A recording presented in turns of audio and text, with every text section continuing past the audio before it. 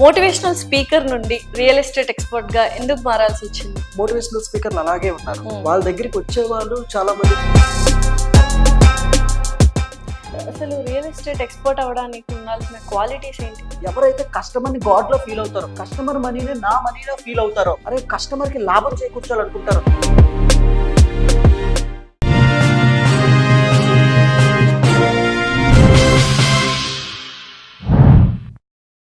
Hi hello నమస్తే, welcome to our channel. So ప్రస్తుతం స్టూడియోలో మనతో పాటు ఉన్నారు రియల్ ఎస్టేట్ ఎక్స్పర్ట్ అండ్ అలాగే మోటివేషనల్ స్పీకర్ సంకల్పం వాసు గారు.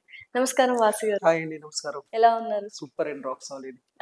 సో అసలు ఫస్ట్ క్వశ్చన్ ఏంటంటే, మోటివేషనల్ స్పీకర్ నుండి రియల్ ఎస్టేట్ ఎక్స్పర్ట్ గా ఎందుకు మారాల్సి వచ్చింది? మిమ్మల్ని ఎవరు మోటివేట్ చేశారు? అవునా అంటే నాకు పీపుల్ తో ఎక్కువ కొలాబరేట్ అవ్వడం ఇష్టం అండి. ఎప్పుడైనా మోటివేషన్ అనేది కొంతవరకు పనిచేస్తుంది, కానీ మనం మోటివేట్ చేసేటప్పుడు మనం ఏం సాధించామని అడుగుతారు కదా ఎవరైనా. బేసిక్ గా మీ స్టోరీ ఏంటి, మీ హిస్టరీ ఏంటి అనేది. అంటే ఇప్పుడు నేను ఒక హైదరాబాద్ వచ్చేటప్పుడు ఒక 5 years 10 years నుంచి చూసాను, మోటివేషనల్ స్పీకర్లు అలాగే ఉన్నారు. వాళ్ళ దగ్గరికి వచ్చే వాళ్ళు చాలా మంది జాగ్బర్ కార్, ఆడి కార్ లో వస్తుంటారు నేర్చుకోవడానికి. బట్ మోటివేషనల్ స్పీకర్లు అలాగే ఉండిపోతుంటారు అనమాట. ఏంటి తేడా అంటే, వీళ్ళకు సరస్వతి నాలెడ్జ్ ఎంత ఎక్కువ ఉంది, కానీ వీళ్ళు ఎందుకు ఇలా ఉండిపోయారని నాలో తెలియని ఒక డైలమా అనమాట. లక్ష్మీ కటాక్షం ఎందుకు ఉండట్లేదు అంటే, అయితే నేను కొంతమంది మోటివేషనల్ స్పీకర్లు, సైకాలజిస్టులు, NLP నేర్చుకున్న వాళ్ళు చాలా మందిని డైరెక్ట్ గా చూశాను, అడిగాను. అయితే వాళ్ళలో ఉన్నది ఏంటంటే, ఇక్కడ 2 రకాల ప్రాపర్టీ ఉంటదండి. మనం ఏంటి ప్రతిదీ డబ్బుతో క్యాలిక్యులేట్ చేస్తాం. ఇప్పుడు మన చిన్నప్పుడు ఒకటి అనుకునే మనం, చదువుకోలేని వాడేమో స్కూల్ పెడితే చదువుకున్నవాడు అందులో లెక్చరర్ అయ్యారు అన్నట్టుగా, చదువుకోలేని వాడికి ఏముంటది, ఆడికి డబ్బు మీద ఉంటది, అంటే డబ్బునే చూస్తాడు. వాడు స్కూల్ పెడితే చదువుకున్నవాడు లెక్చరర్ అయ్యారు. ఇంతకు ముందు కూడా అలాగే ఉండేది, ఇప్పుడు కూడా అలాగే ఉంది. అయితే మనం ఏమనుకున్నప్పుడు 2 రకాల ప్రాపర్టీస్ ఉంటాయి మనకి. ఒకటి ఫిజికల్ ప్రాపర్టీ. ఫిజికల్ ప్రాపర్టీ ఏంటి, డబ్బు, మనీ, ఐశ్వర్యం, ఇవన్నీ అన్నమాట. 2 ఇంటెలెక్చువల్ ప్రాపర్టీ. ఇంటెలెక్చువల్ ప్రాపర్టీ అంటే ఇది మన సైకాలజీ గానీ, మన మోటివేషన్ గానీ, ఇది గానీ. కానీ నోవే డేస్ లో మీరు చూడండి, మీ దగ్గర ఎంత నాలెడ్జ్ ఉన్నా, సరస్వతి జ్ఞానం ఉన్నా సరే, ఈ రోజు అది అమ్మడానికి పని చేయట్లేదు. ఈ రోజు ఎందుకంటే ఇన్స్టాగ్రామ్ లో మోటివేషన్ దొరుకుతుంది, యూట్యూబ్ లో మోటివేషన్ దొరుకుతుంది, ఫేస్బుక్ లో కొటేషన్ రూపంలో మోటివేషన్ దొరుకుతుంది. ఇంకా అమ్మడానికి, కొనడానికి ఎవరున్నారు చెప్పండి? సో చాలా అప్పుడేంటి, ఇంటెలెక్చువల్ ప్రాపర్టీ ఎంత ఉన్నా సరే, నీకు ఎంత జ్ఞానం ఉన్నా సరే, ఎంత నాలెడ్జ్ ఉన్నా సరే, అది ఒక ప్రొడక్ట్ తయారు చేయడానికైనా ఉపయోగపడాలి, లేదంటే ఆ ప్రొడక్ట్ అమ్మడానికైనా ఉపయోగపడాలి. అప్పుడే రెవెన్యూ జనరేట్ అవుతుంది. ఇప్పుడు మీరు ఒక మంచి సైంటిస్ట్ అండి, కానీ మంచి నాలెడ్జ్ ఉంది, మీరు ఏ ప్రోడక్ట్ తయారు చేయట్లేదు, ఏది చేయట్లేదు, అప్పుడు మీకు నాలెడ్జ్ ఉండి వేస్ట్ కదా. 10 మందికి ఉపయోగపడే నాలెడ్జ్ ఎందుకు? అలాగే ఒక మంచి డైరెక్టర్ ఉన్నాడు, మంచి స్టోరీస్ ఉన్నాయి, కానీ డైరెక్షన్ చేయట్లేదు, ఒక సినిమా రిలీజ్ అవ్వట్లేదు, నాలెడ్జ్ ఉండి వేస్టే కదా.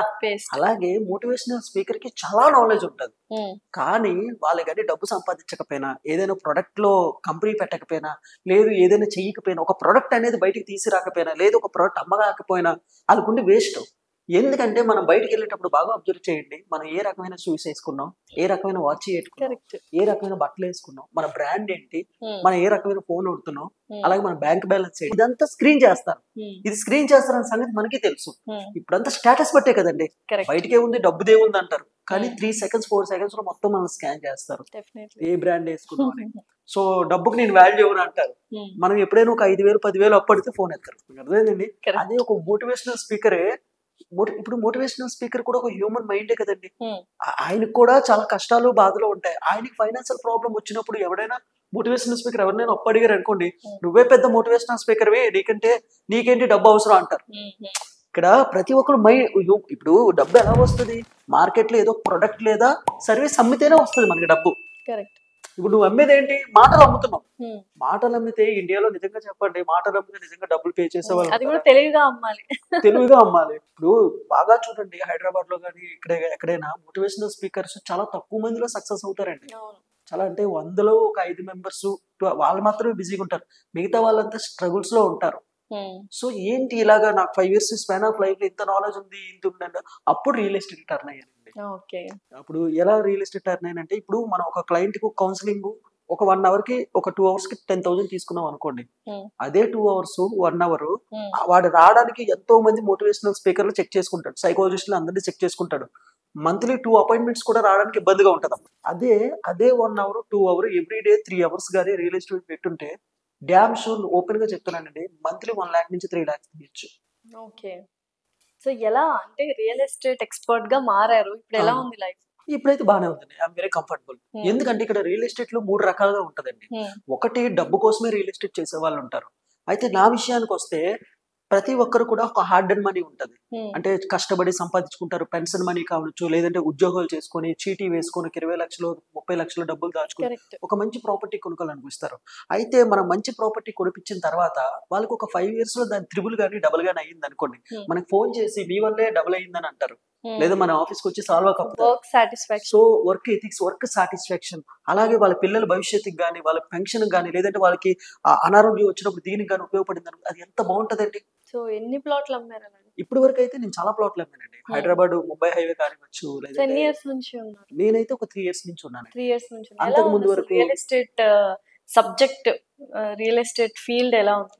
నేను ఒకటి చెప్తానండి, ప్రతి ఫీల్డ్ లోనే గుర్తు పెట్టుకోండి, టాపర్స్ ఉంటారు, మీడియం ఉంటారు, అసలు స్ట్రగుల్ అయ్యే వాళ్ళు ఉంటారు. మనకు తెలిసిన యూనివర్సల్ ఫ్యాక్ట్ అంటే కష్టపడకంటే ఏది ఉందండి. అయితే ఇక్కడ ఎవరైనా మిమ్మల్ని సంప్రదించాలంటే మీరు ఒక బ్యూటీ పార్లర్కి వెళ్ళారండి, లేదంటే ఒక మంచి హోటల్కి వెళ్ళారు, లేదంటే మంచి డ్రెస్ తీసుకోవడానికి వెళ్ళారు, ఎవరి దగ్గరికి వెళ్తారు? ఆబ్వియస్లీగా మంచి తక్కువ ప్రైజ్ లో మంచి సర్వీస్ ఇచ్చే వాళ్ళ దగ్గరికి వెళ్తారు కదా. వాడు మంచోడైతేనే వెళ్ళరు కదా. సో ఇక్కడ కూడా రియల్ ఎస్టేట్ లో కూడా మనల్ని ఎవరైనా సంప్రదించాలి అంటే మన నాలెడ్జ్ హై లెవెల్లో ఉండాలి. అసలు రియల్ ఎస్టేట్ ఎక్స్పర్ట్ అవ్వడానికి ఉండాల్సిన క్వాలిటీస్ ఏంటి? రియల్ ఎస్టేట్ ఎక్స్పర్ట్ అవ్వాలి అంటే ఫస్ట్ ఆఫ్ ఆల్ నీకు ఏ ఫీల్డ్ మీదైనా అందులో టాప్ నాలెడ్జ్ ముందు నువ్వు ఎక్వైర్ చేయాలి. ఇప్పుడు ఒక బెస్ట్ మ్యూజిక్ అంటారు, బెస్ట్ డాన్సర్ అంటారు, బెస్ట్ డైరెక్టర్ అంటారు, బెస్ట్ సైకాలజిస్ట్ అంటారు.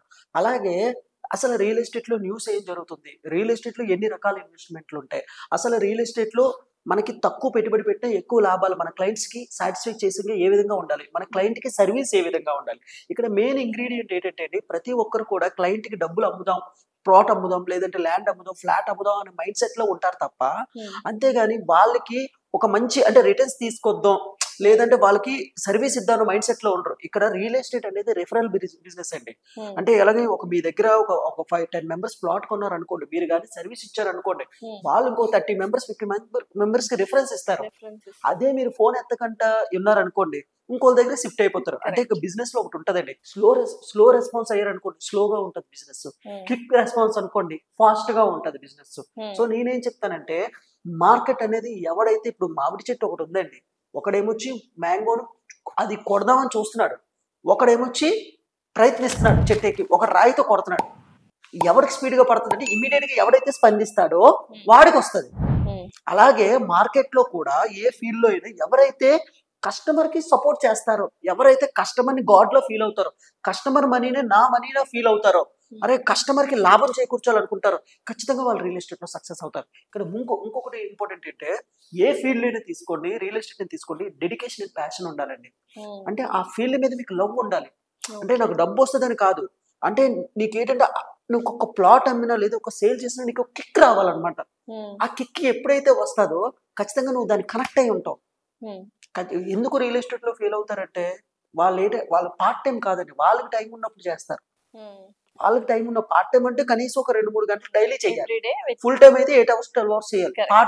అసలు ఖాళీ ఉన్నప్పుడు చేసేంటి, వారంలో ఒక్కరోజు ఎప్పుడో చేస్తారు, డబ్బు కూడా అలాగే వస్తుంది. పార్ట్ టైం చేస్తే పార్ట్ టైం లాగా వస్తుంది, ఫుల్ టైం చేస్తే ఫుల్ టైం లాగా వస్తుంది. అయితే ఇక్కడ మనం మెయిన్ ఏజెంట్లు అయినా ఎవరైనా గమనించాల్సిన విషయం ఏంటంటే డెడికేషన్ అండ్ ప్యాషన్ ఉండాలండి రియల్ ఎస్టేట్ అంటే. అంటే మీరు ఒకటి బాగా గమనించండి, డాక్టర్స్ తీసుకోండి, లాయర్స్ తీసుకోండి, ఐఏఎస్లు ఐపీఎస్లు తీసుకోండి, యాక్టర్స్ తీసుకోండి, ఎవరైనా తీసుకోండి, తాను సంపాదించిన ప్రతి రూపాయి తాను ధనవంతుడు అవ్వాలంటే, ఇంక్లూడింగ్ ట్రంప్ ఇంటర్నేషనల్, ఎవరైనా సరే ధనవంతుడు అవ్వాలంటే రియల్ ఎస్టేట్ లో పెట్టాల్సిందే. మీరు గోల్డ్ మీద పెట్టండి, షేర్స్ మీద పెట్టండి, లేదంటే ఎవరికైనా అప్పులు ఇవ్వండి, అది రిస్క్.